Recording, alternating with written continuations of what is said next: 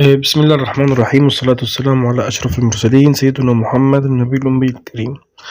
كل سنة وحضراتكم طيبين. ربنا يتقبل منا ومنكم الصلاة والصيام والقيام، ويبلغنا وإياكم رمضان، ويغفر لنا ولكم الذنوب والمعاصي والآثام.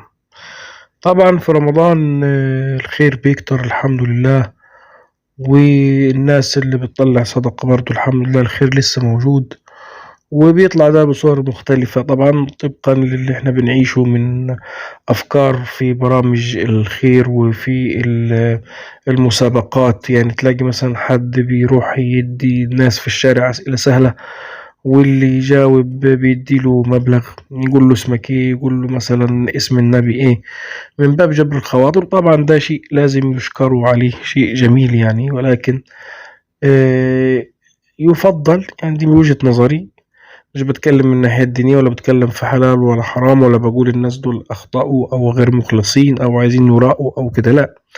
ولكن أنا بميل إنه يكون التصوير، إن اضطرينا ليه